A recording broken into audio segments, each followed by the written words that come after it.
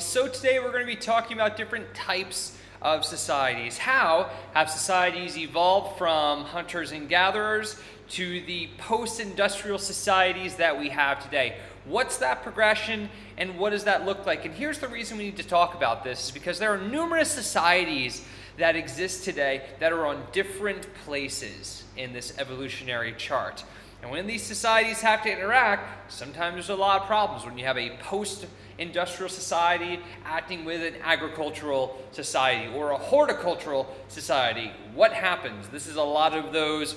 You have the person in Europe who goes to the uncivilized world and there are people living in huts, and what happens there. This is what we're talking about, types of societies. So let's get started.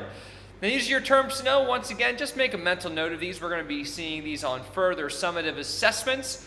Notice that we're talking a lot about networks and close-knit, division of labor, strong, weak ties. We're going to be addressing a lot of those things in this video. Hope you're excited. I'm excited. Let's get started.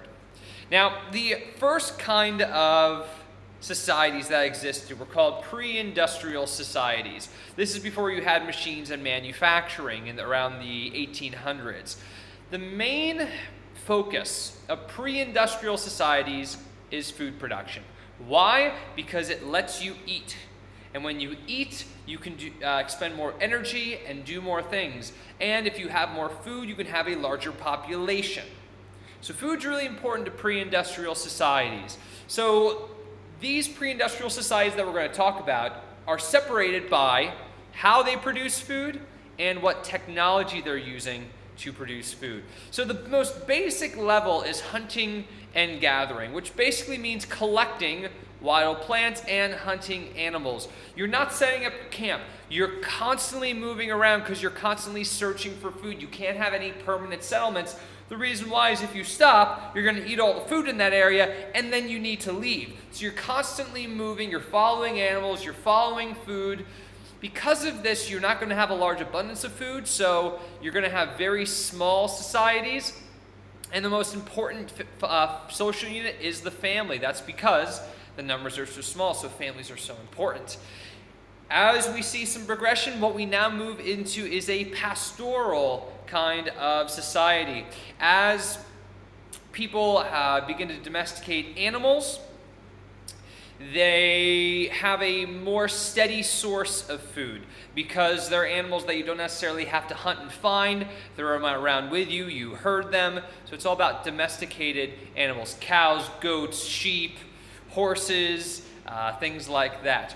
Now, this can support larger populations because there's a food supply around. You don't have to spend days and days trying to find food. Now, because you don't spend as much time finding food, you're going to have something called division of labor, which means now instead of all the men hunting and all the women gathering, or all the men gathering and all the women hunting, now, all right, we got a little bit more time in our hands, guys. John, why don't you see if you can crush rocks and make some sort of tools like a blacksmith? Or hey, how about you figure out what's inside of our body so you can fix us if we're sick? Certain people don't necessarily have to worry about finding food. They can specialize in certain skills.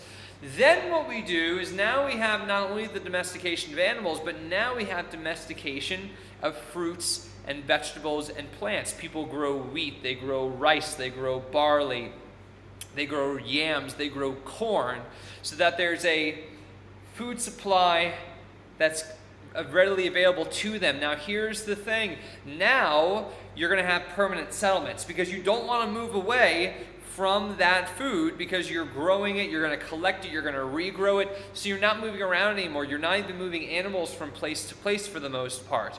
And the main source of food is fruits and vegetables that are grown in a garden. Now, the important thing is the land that's available. If you have a small piece of land, you really can't have a horticultural society. Now, you're also going to have a division of labor here because food surplus, but you're also going to have inequality in wealth and power. Some people are going to have more land than others. Some people are going to have better crops than others. Some people are going to grow different crops. And that's people are going to walk around and go, wait. I like your food better than his food.